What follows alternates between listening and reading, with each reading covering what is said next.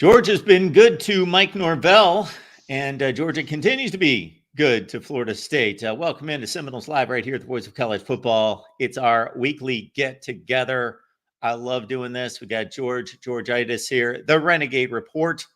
Hoping big game James Coleman's going to be able to jump on board with us. He's tried about 15 times and just having some tech issues, but we will certainly do our best to get James on here from Den Media Group. Chris, whether he can join us or not, we appreciate Chris Frazier, Spear Addicts, always supporting us here at the Voice of College Football as well. George, what is going on tonight? Man, tonight, not too much. It's a pretty laid-back day. Recruiting is absolutely hit a fever pitch. It's just about to get going this weekend. It'll really get going on through July 10th, 11th, really here the next 2-3 weeks. Florida State's going to be getting a commitment damn near every day or every other day. As far as today, Shamar Arnaud was one of the guys on Florida State's defensive backboard, which I'm curious on James and Chris's opinion, but I don't see these guys taking more than kind of 2 to 3 defensive backs. So he chose USC, but that's no big deal because there's like 5 guys on the board. We've got Booby from LSU who recently decommitted on the board. We've got Snowfall, Onis Conanbanny, another blue chip cornerback that's really high on FSU, one of these SFE 7-on-7 guys, Ladarian Clarity out of Pensacola and, kind of my stomping grounds. Plenty of guys out there. Also Zay Thomas that we're going to find out. He's got his decision date set for June 30th. So look for that. I believe that works out to be maybe Sunday. So we'll find out from him, another DB, whether he will be a Knoll, and just kind of got our defensive backboard cleared up a little bit with Shamar Arnaud choosing the USC Trojans today. And we can get into that if you want. It's pretty interesting to see USC continually kind of stake their entire kind of defensive recruiting and things in the Southeast, and you just keep seeing them sign, get guys to commit, and then it doesn't last over and over again. So yet another, Southeastern guy commits to USC. We'll see if it lasts, along with guys like Hilton Stubbs and the rest of the guys that are committed out there thus far. Yeah, USC fans had a big disappointment here in the last week with a couple of Georgia commits, top-level players that made their decision at one point to go to USC, but it didn't last. And we've talked about that from a number of angles across the country in regards to just the level of difficulty. And again, I've never ran the numbers or tried to go name by name to figure out, okay, how have these commits landed? But I think we've been around this recruiting game for long enough that there is a higher probability that a team coming from outside, and I say this in the Ohio State realm because it's happened to the Buckeyes a lot. Although they pluck a lot from Florida, they lose a lot from Florida of guys that originally had commitments to Ohio State, and now USC's feeling that this off season. And so you mentioned the latest defensive back there. Did you have a pecking order? You named a bunch of guys, and what I was impressed with as well is that I've already locked in on the nicknames of a bunch of those guys too. Yeah, and, man. Do you have a preference list? These guys get started so early nowadays, with stuff like, SFE, all the OT7, the different, 7-on-7 things of that nature. So yeah, and especially with some of the names involved with that, Jabori Antone, Onis Conanbanny and stuff, it becomes a little bit easier to just say Booby or Snowfall or something like that. But no, if I would say Greg Thomas from American Heritage is a slam dunk. I think he's all Knoll for me. He's one of the top guys on the board. Also, I think Clarity is a Knoll regardless. Like, I think if Florida State goes all in on him, if they decide he's a priority, I think he would be a Knoll. I'm trying to think here, the other 2 guys here. Snowfall, the kid Onis Conanbanny, again, he's an SFE guy. Florida State really turned it on with his last official visit when they got him on, when they were able to get him on campus. And I've just heard great things about him. So I think he's a guy they really locked in. This year, there just isn't a ton of, it's just not a big DB year. Last year, that was an extreme kind of concentration on the staff. It was a huge DB class, just not so much this year. It'll be huge again next year, but just not a great year for that. Like I said, I just think there's 5 of them that they're after. Shamar Arno is off the board, so that leaves the 4 left, and I think they end up signing 2 or 3 of them. We'll just have to see how it shakes out.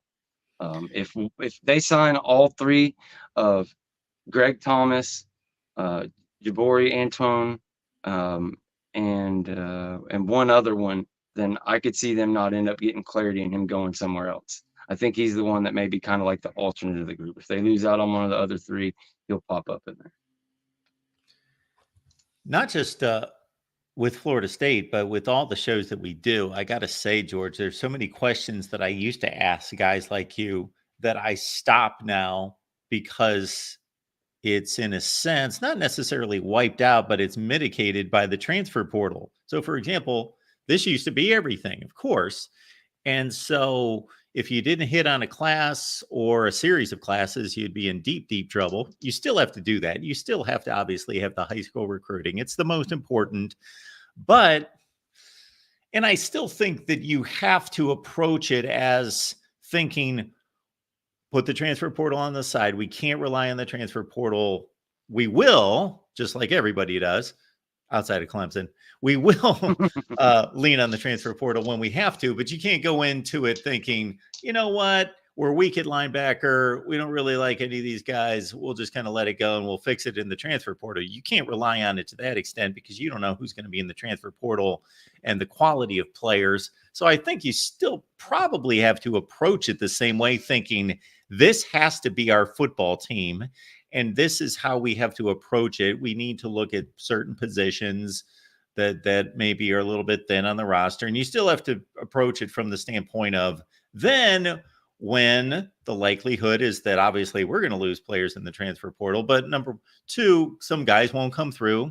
Some positions will get hit more than others by injury.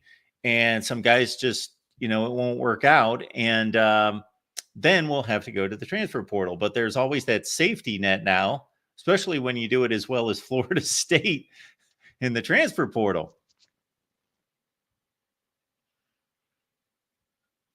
Oh, we lost you there, George. Unfortunately. I think we got you back now. Still can't hear me? No, we got you. Can't hear me. We got you now. Okay. We got you. My mic was acting up. Sorry about that. But no, you're absolutely right. And I actually spent like 3 hours this morning debating respectfully back with Bud Elliott back and forth on this particular subject because they just put out. Well, let's stop right there. I think that's some entertainment for the folks out there. Regardless, they should probably track that thread and we'll look that up and get it on here. So let me go hunting for that because I'm sure that's rather entertaining. We'll get some folks, some Florida State fans. I'm sure will enjoy that. So keep going, George. Yeah, no, he released his blue chip rankings, the blue chip ratio, as he calls it. I've been a giant fan of it. I think it really is a great threshold tool to look at kind of the minimum talent you need to bring in to be able to compete for a national championship. I've always been a proponent of it. My only, the only hitch in my giddy up, the only thing I think that they should add to it is just, hey, it's a different world now. You're able to transfer out before you even play a snap. We literally have only had one session of the transfer portal with the multi-time transfers. These kids haven't even had a chance to get to the draft yet, and we're already at 36% of the draft is transfers. So yeah, absolutely, you can supplement your roster and that blue chip ratio with transfers. Guys, and people want to get hung up on like it's a be all or end all, like you're either a portal guy or a high school guy. No, I'm just saying, you're just saying 20% to 30% on a higher end of your portal year in, year out can be transfer portal guys. You're able to do what Florida State is doing in that you don't have to follow the same old structure that it used to be. Okay, you need 30 guys. And it's got to be 5 D linemen, 4 DBs, 3 wide receivers, 2 running backs, 1 quarterback. You just don't have to do that. Florida State is able to go heavy wide receiver and DB1 class, heavy offensive line, defensive line, according to what's available through the high school ranks that year. And it just so happens maybe there's some good defensive linemen in the portal. Bud's idea, his take is that the true game changers, the best players in the sport, simply don't hit the portal. I disagree with that. There was, 5 or 6 of them in the first round this year. Florida State had 6 top 100 guys. Literally, 36% of the draft was transfers. Our biggest disagreement there is I would include the top 100. The first 3 rounds of the NFL draft, that means you were an elite game changer guy. And you cite guys like Dalvin Cook. You cite guys like, Braden Fisk, Keon Coleman. These are all game changers. But yeah, I just think that within that blue chip ratio metric, if a blue chip leaves, it should go away from your ratio. And if a blue chip comes in, it should add to it.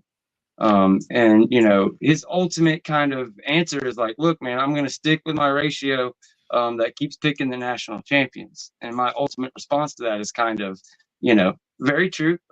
Like I said, I'm a big fan of it.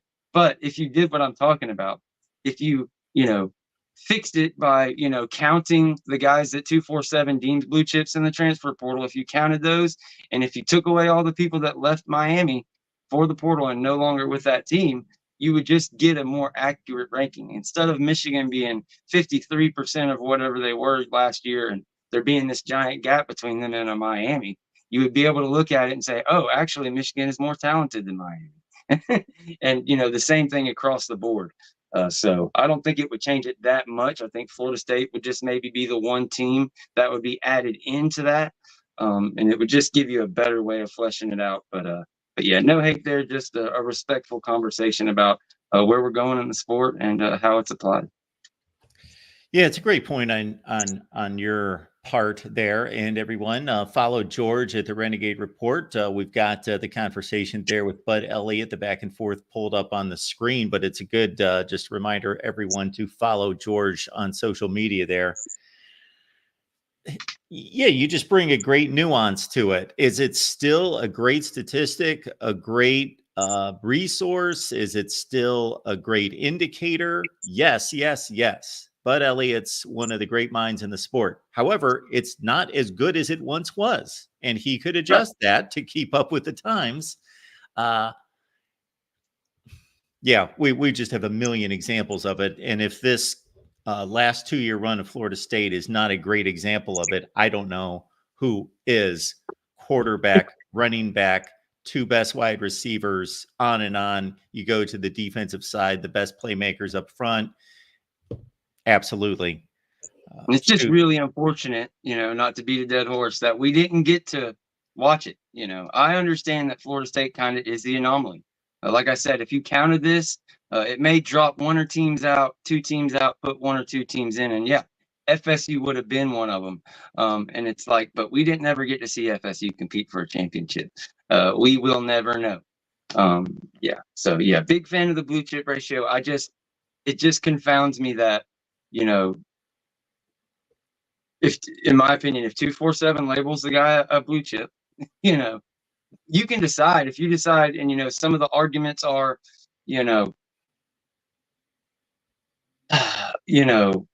just because he was a blue chip in high school doesn't mean he's necessarily a blue chip when he transfers. It's kind of like a guaranteed miss, but it's like, I'm fine with that. You know what I mean? If he was a blue chip out of high school and 247 deems that he is now a 3-star, then that's fine. They don't get credit for it. But I just don't see why the team that he transferred from should get credit for it. Under this current way it's being applied, Juice Landry, Northwestern gets credit for him, and he never even made it to spring.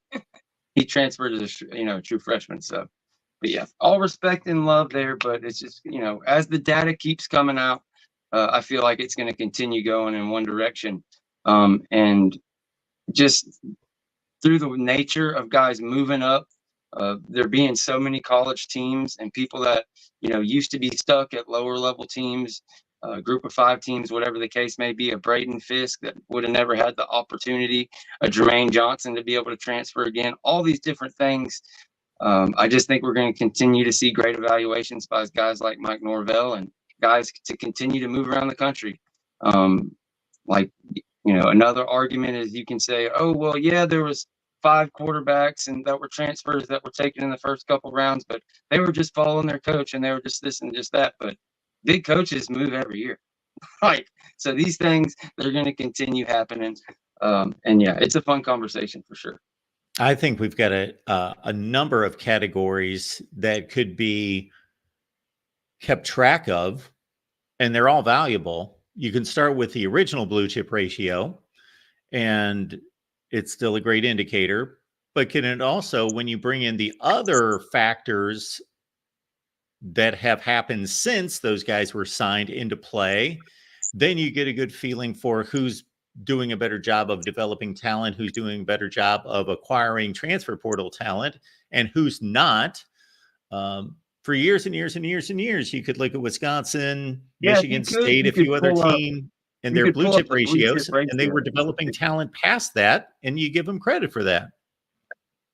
100%. If you could pull up those teams, we could kind of look at it, and I could kind of run you through kind of what teams maybe should be ahead of each other there. It's on the thread. Oh, okay. I got you.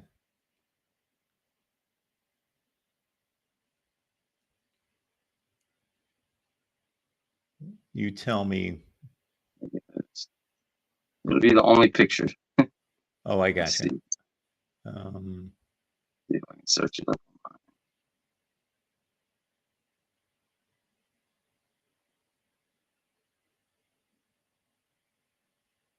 I might have already. So when you look at the bottom half of it, you've got Notre Dame at 67%, Clemson at 64%, Florida at 63%, the University of Miami at 61%, Penn State at 61%, USC at 59%, Michigan at 56%, and Auburn at 53%.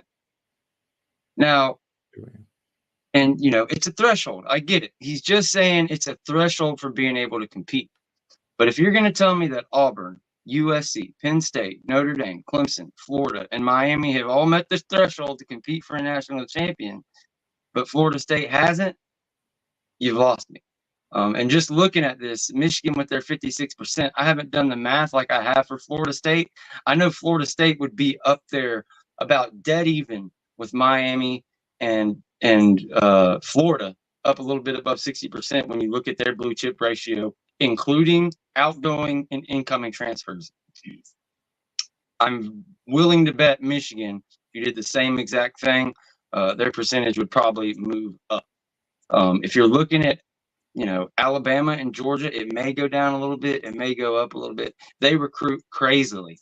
Texas A&M's guaranteed they drop down a substantial bit if you were to take transfers out. And just looking at that thing, we beat LSU 2 years in a row. We've seen what Texas A&M has been. We've seen what Oklahoma, these different schools on this list.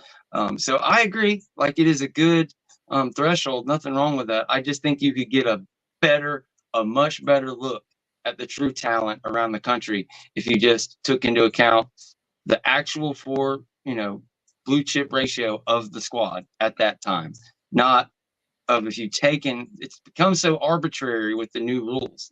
With it started out with a single transfer, now it's unlimited transfers, now there's NIL. There's so many things that have transpired, and like I said, the guys under the newest rules haven't even made it to the draft yet.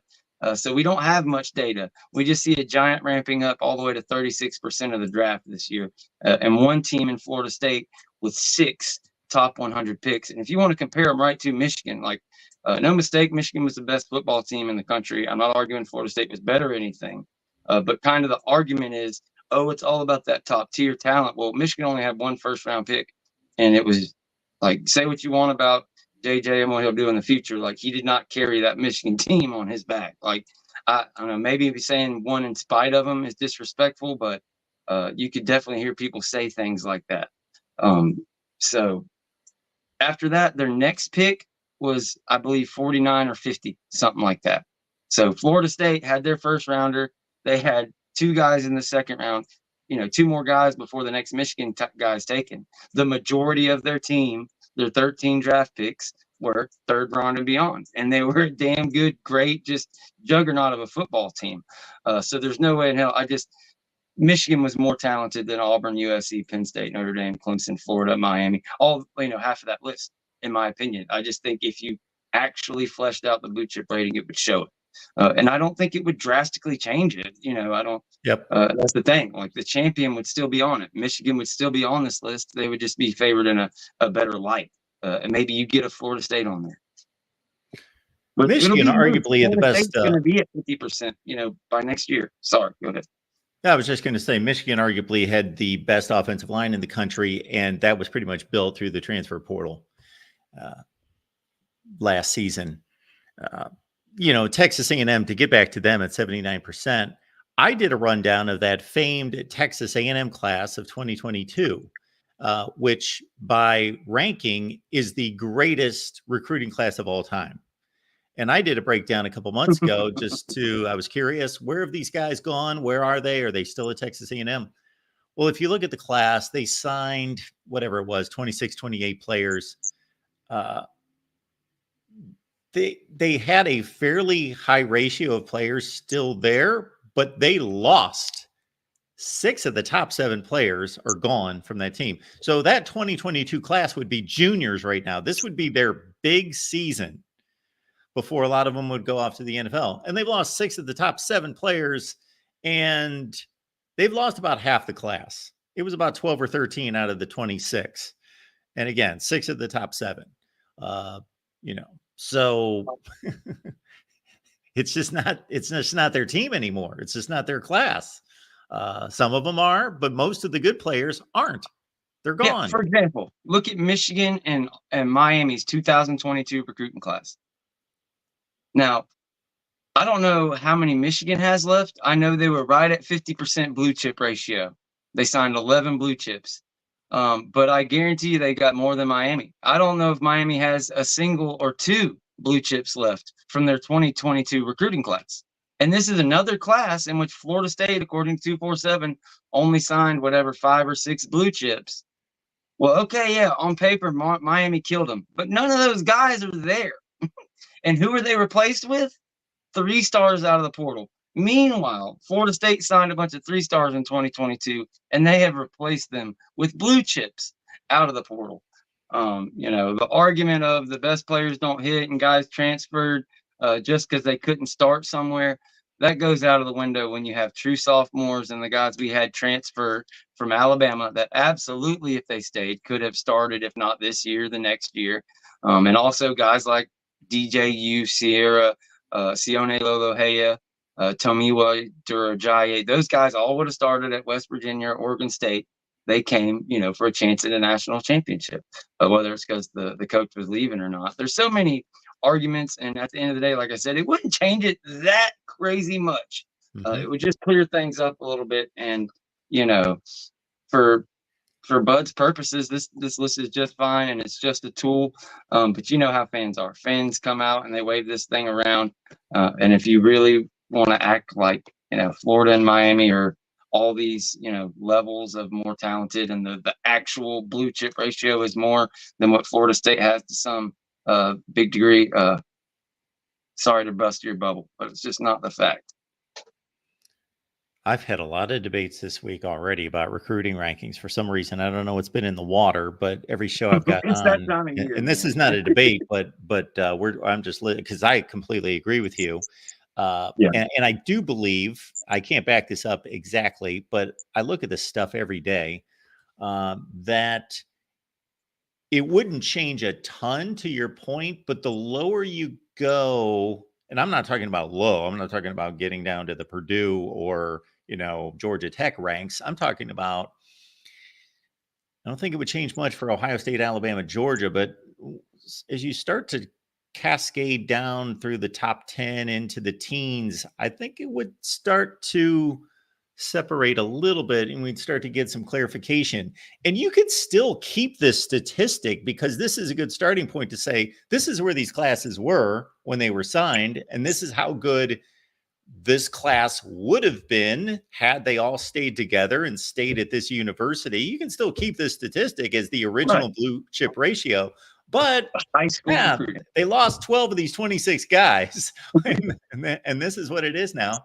And it's just like, there is validity and credibility to actually, even if these guys didn't go anywhere, to re-ranking the classes, to say, come up with some kind of metric that says, okay, this guy was recruited and signed as a 5-star, but this is what he turned out to be. A complete bust, a 0-star, basically didn't play, nothing happened. He went off the rails, got into trouble, he's gone. So what value did he have? 0. This guy was a 3-star, low 3-star, turned out to be an all ACC player. Well, we're going to recategorize him. So I think there's value to about 3 different versions of this. But this is the starting point, and we can't stay at the starting point anymore. Absolutely. Just so many things have changed to kind of degrade what it is. It used to be like just such an amazing thing you could look at to really parse out the talent, not just, what Bud implies about it's, the threshold for the champion. You could really look at it and discern who the talented teams were in the nation. And it was pretty damn close. You would have some stuff, outliers, of Texas that always had talent and couldn't get it done. But for the most part, you could look at that blue chip ratio and know that was it. But just, they had the one time, then the multi-time, and on and on. And I like your idea of adding multiples. This could be your high school recruiting blue chip ratio, like what you bring in for high school recruiting. What I'm implying that I would like to see, and what I would like to be pointed at when you're discussing who gets into the playoff, for example, is a blue chip ratio that is an actual blue chip ratio. That just happens to be what he called it. That's his trademark, blue chip ratio. My point is that it's just what you're looking at here is not a true blue chip ratio. It is a true blue chip ratio of what they signed on National Signing Day for 4 recruiting classes, not what they have in their 85 players on scholarship. That's all. That's what I think. And I think it matters. I think this was looked at and was heavily used against Florida State in that room. And I think, regardless of what size of the fence on, there should be one of these you can pick up that shows Florida State up there with their 63% and however far Miami's going to drop, because Miami's going to drop. When you do the math of what they did recruiting last cycle, it was something like 30% blue chip ratio. Just hideous. So, but yeah, I just want that represented, and I think it's very important that it be represented, whatever you want to call it or however you want to do it. But at the same time, love the blue chip ratio. I even have names for all 3 of them. This would be your original blue chip ratio. Yours would be the current roster blue chip ratio. And then I'm also proposing, and this would be difficult to do, I'm not saying it would not be difficult to do, but to take all those players, as I suggested a couple minutes ago, and re-rank them based on their college performance. Hit rate. Yeah, hit rate. And that would be your adjusted, let's say, blue chip ratio. And there you go. I like it. Yeah. Now that would take a lot of work, but hey, there are industries and there are people at 247 Sports and all these other locales that this is all they do. So get to work on that, because I would love to see that as well. And that's kind of my point. I get where you can, it just so happens that Florida State is the team. It's only going to be that for another year because they're going to be over it and it's going to be a moot point. But look, I didn't make the guys blue chips. 247 took the time to regrade half of these guys and gave them a transfer portal ranking of blue chip. And the true sophomores and true freshmen was close enough. They left them with their high school grades. And it's like, Earl Little Jr., the wide receiver from LSU, there's nothing wrong. These are legitimate 4 or 5-star guys that just decided to transfer because it's a brand new era. This particular transfer portal class that Florida State brought in is completely different than anyone they've signed to date. Way more just like straight up blue chip, young talent, and like kind of surefire guys at the top end. It's going to be a lot of fun. It's that many more things to look into and research in college football. And it's something that, given Florida State's situation and having to learn it and understand it, I've been able to kind of research and look at. And it's pretty jarring how underrepresented it is, and just, kind of how big of portal exits versus portal entries really, really matters when you're looking at recruiting. And people get so territorial about it. They want to act like you're trying to say the high school recruiting's no good, this is no good. But 25% is a giant freaking chunk. That matters. That's a huge part of your program. So if you can get 25% of your roster from the portal, good on you. I think eventually, with what Florida State's aiming for this year and beyond, and we can go through some of the guys down the list if you want before we get out of here. They're going to be around 80% blue chip ratio. They're going to sign 22 to 24 kids out of high school every year, and they're going to sign 10, 15 out of the portal every year. They're going to have 10 to 20 leave out. Like, it's just how it's going to go. And I think with that formula, Florida State will eventually, maybe it's 26, 27, will be able to look down the pipe of having just as much talent as anybody in the entire nation. People, they really want to qualify things and look at the 4-year blue chip ratio and all this from Norvell, but it's like nobody at Florida State is saying that the recruiting classes from 2020, 2021, and 2022 are acceptable or good moving forward, or you can sustain and be a national champion on that. But no, that's why you had 30, 40 exits for 2 years in a row. All those guys off the bottom leaving out and getting replaced with blue chip transfers and things of that nature. That's how you got up to a 63% blue chip ratio, despite all that, if you were to look at a true blue chip ratio. So after what you just saw from the 2024 class, what we see coming from the 2025 class, by the time you stack 26 and 27, the Florida State squad is going to be, it's going to be in the mix. There's only going to be 1 or 2 schools out there with a higher percentage, by any kind of margin like that. And that's going to be your, Georgia's, if they're still kicking ass, and Alabama maybe.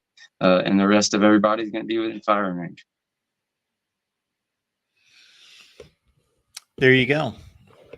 Gives me some ideas on some videos to work on, possibly.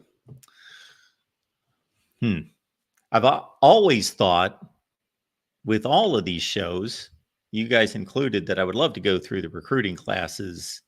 And again, this only tells part of the story because it's not talking about the players acquired through the transfer portal, but just to go through and see the effectiveness of the recruiting classes and where these guys landed, what happened to them, who turned out, who didn't, who turned out for somebody else, all that stuff would be fun to do.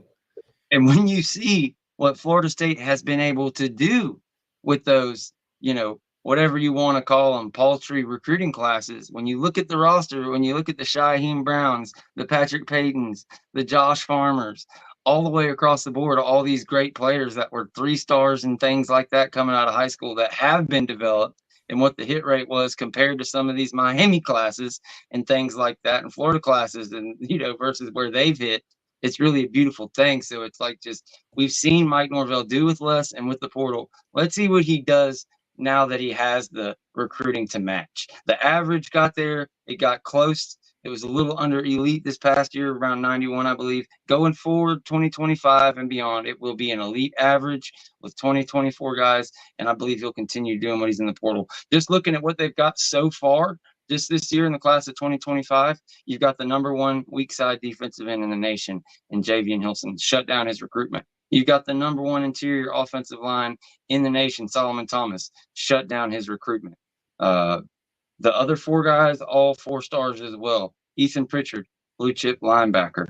Who are the other 3? We just got CJ Wiley. That was one of our recent commitments. 6'4", 205-pound wide receiver. Also recently, Kevin Wynn, 4-star defensive lineman, 6'2", 320 pounds. Florida State is sitting at 13 on one, I believe, 15 on another couple sites, with 6 commits. So if that just goes to show you, right now they're sitting at a 100% blue chip ratio. And we can go down through the guys on the board that we look at getting. We could reel them off before we get out of here. But when you look at who they're after, and who's set to commit in the couple of coming weeks, it's just going to continue to be up there around. If I had to guess, this class will be close to, if not over, 80%. Yeah. So you mentioned the 2 Georgia players that came in this week. Yeah, you got CJ Wiley, the wide receiver, 25th rated wide receiver in the country, number 32 player in the state of Georgia. He's a top 250 player. Kevin Wynn, of course, a top 60 player in the country, according to 247 Sports, is the number Yep. 8 defensive lineman. So And for just for the folks looking, what you're seeing here is solely 247's ranking. If you click on the different players, you'll get the 247 composite that takes into account everybody. So for example, Kevin Wynn, they've got him 57, which would be huge. I mean, you're borderline 5-star there. But actually the composite, he's a little bit lower, but not much. But no, they like some better, some places a little bit lower, but yeah, studs across the board. 247 composite and by 247 blue chips across the board for our 6 commits thus far. So, George, looking at some of the guys that you had mentioned in regards to who we should be looking out for, what's your list look like right now? Let me pull up my handy dandy list. I mentioned earlier that Gregory Zay Thomas from American Heritage High School will be committing on June the 30th. So look for that one. I think he's a no lock. He's choosing between Clemson and Florida State. Also, the running back, 4-star running back Byron Lewis, also goes to American Heritage. He doesn't have a date set yet per se, but he did say, go ahead and you pull the trigger and I'll follow you. So there's a chance he could commit any day now or maybe right after if Florida State can land Gregory Zay Thomas there on June 30th. But as far as the rest of the guys here, I know we don't have that much time left. We'll go through the top guys. So I mentioned earlier the DBs. You have Booby, aka Booby Jabori Antone from LSU. He had just decommitted. See if Florida State can lock him up. Ladarion Clardy is another DB out of Pensacola, 4-star safety. He's about 6 foot, a little short, but just such a playmaker that the staff is really after him.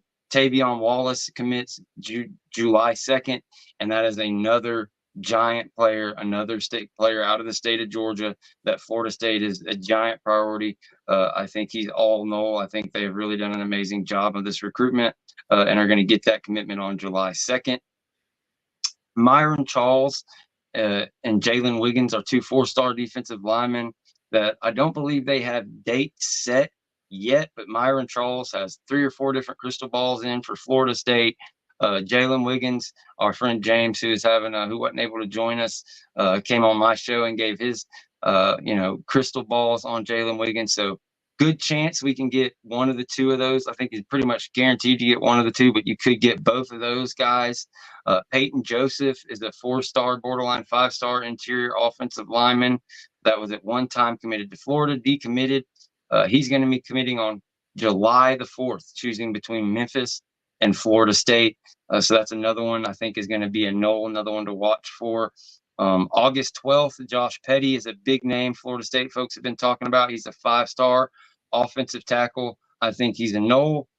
There's quite a bit of time between now and August 12th, so we'll see how that one goes. Kind of wish he was committing now. We'll have to see on him. Dylan McCutcheon is a blue chip wide receiver. I expect to be a null. There's not, again, kind of like DB, maybe 2 or 3 wide receivers in this class. You try to hold on to Wiley, see if you can get Dylan McCutcheon in there. Also, Tariq Lockett is a guy out of Texas that you really put a lot of effort into recruiting. It would be a, kind of an upset. It would be a huge pull to get him away from, Texas and Alabama and those schools. So huge. If you could get him in there. Moving on, that leads you to Usman Chroma at running back. I already talked about Byron Lewis. Usman Chroma is somebody that was at the top of the board, I thought, for a long time, that he was a slam dunk. Some people are kind of this really mixed. We'll see what happens, but we don't really need a ton at running back. We don't have to get 2 or 3, but we'll see what happens there. Don't be surprised if Usman Chroma commits sometime this summer. Max Buchanan is another offensive lineman that was really high on the board, talked about a lot. We'll see. I think he's one of these ones like Clarity. Like if they really went all in, he's a null. But between, all the different, we've already got Solomon Thomas, Peyton Joseph coming in. We've already, predicted Josh Petty. It's just going to be on if he's comfortable with, coming in with 4 or 5 other guys that are maybe ranked above him. But Max Buchanan is somebody they spend a lot of time on. Lamont Rogers and Ty Haywood are 2 offensive tackles that, again, not slam dunks, predicted maybe to go other places, but it would not surprise me one bit. Lamont Rogers was on campus for spring. Ty Haywood, they've got him on campus over and over again. So we'll see. Those are the main names. Jared Smith at defensive end, DJ Pickett at defensive end are guys that they're steadily going to ride all the way through signing day. But nothing kind of public about them being Florida State leans at the moment. Vernell Brown III is a UF legacy on top of legacy. We got him, the big official weekend, but we'll see. I expect him to be a Gator. Gavin Nix, same thing. He's all UM, but a linebacker that Florida State possibly could get before it's over. And Joshua Moore, of course, just committed to the Florida Gators today at wide receiver. But that's pretty much the main guys. You have to maybe turn that one on half speed and listen back to that one. What's your schedule look like this week, George? Friday. We should be Friday, 7 Eastern, our normal show. Then turn around Sunday. We'll probably go with a 7 Eastern Sunday show. We've been going in the afternoon with all the recruiting going on. I'm expecting to probably get a commit Sunday. So that, and then we'll be back around for the next week. We'll have the roast on Monday and back around to your regularly scheduled program. Tuesdays, Fridays, Sundays, and Mondays now, I guess we should say. Mondays, Tuesdays, Fridays, and Sundays. George, I know you don't hang out with the Miami crowd too often, but we don't have our Miami show this week. Cam can't make it. We don't have our backup as well. So if you know any good Miami media, send them my way, because we'd still like to catch up on Miami's recruiting this week and do a show. So, or anybody out there, if you've got a good Miami media person to throw me, you can get the guy from Locked On Florida State. I think he's a Miami guy. The guy that does Locked On for Florida State's a Miami guy? Yeah. Okay. Yeah, he is. Yeah. I don't know what the deal is. I guess they can't find one, but yeah, it's pretty funny. He's a nice guy. It's just hilarious. It's an interesting way to approach it there. Like, okay. I couldn't imagine even having the Renegade Report and everything. Like, if I decided I was going to do a big 3, cover Florida, cover Miami, I would have to find somebody else to sit at the desk for that. So kudos to that guy for being able to try to give some down the middle coverage. Okay. Which also reminds me, folks, so we're always looking for hosts and content creators here at the Voice of College Football. So if you've got an interest and you can back it up, and certainly if you've got a suggestion of anyone out there that you recommend, hit me up at MarkRogersTV at Gmail. In the meantime, the Renegade Report right here on YouTube. So please join George on a regular basis. No Miami show tonight. We are going to leave you with a word from our sponsor. George, we appreciate you doing this and holding down the fort for us tonight. No problem, man. Go Noles. Go see us at the Renegade Report. Make sure you go spend some money with the sponsor. There we go. Thanks, George. You have a great rest of your week. Yes, sir. Georgitis, the Renegade Report. And again, no Miami show at this point this week. Cam Underwood has some other obligations to take care of. Also, we're not able to get another Miami contributor. So if you have any Miami media members that you would like to suggest, certainly hit me up with any type of suggestions for media guests, regardless of the team. MarkRogersTV at Gmail. Now, we are done for this week. We'll be back next Wednesday at 6 p.m. Eastern Time. And certainly now a word from our sponsor, folks. Love what I do as a sports commentator. I have definitely been blessed. I enjoy my career. But I got to say, if I could turn back time, I would learn the business side of sports management, how to manage people, how to manage projects, how to manage situations. And then there's also those times in which you feel stuck in a job, stuck in a career, just feeling that there's a dead end and wondering and waiting, When is that break going to happen? Well, unfortunately, I got to tell you, that break is not coming unless you make it happen. Sports is your passion. You love it, you live it, you breathe it. Why not make your passion your career? Introducing Southern New Hampshire University, our sponsor. At SNHU, you will learn the business side of sports, sports management principles, and how to gather and analyze data. This degree will help you prepare for a career as an athletic director, sports information director, marketing manager, and other exciting roles in the sports industry. You'll be able to tap into SNHU's network of graduates working in sports-related organizations. You'll also have the opportunity to take advantage of an internship or an experiential learning course within the field. Your courses are taught by faculty with real-world experience, so you'll have opportunities to connect with people in the industry. And when you graduate, SNHU will be right there to help you with your job search. SNHU is accredited, nonprofit, and has radically affordable tuition. SNHU was voted one of the country's most innovative universities by U.S. News and World Report. Just go to snhu.edu/VOCFB. The link's also in my description section down below to see if you qualify for SNHU's sports management program. You might be eligible for financial aid or have existing college credits that could fast-track your degree at SNHU.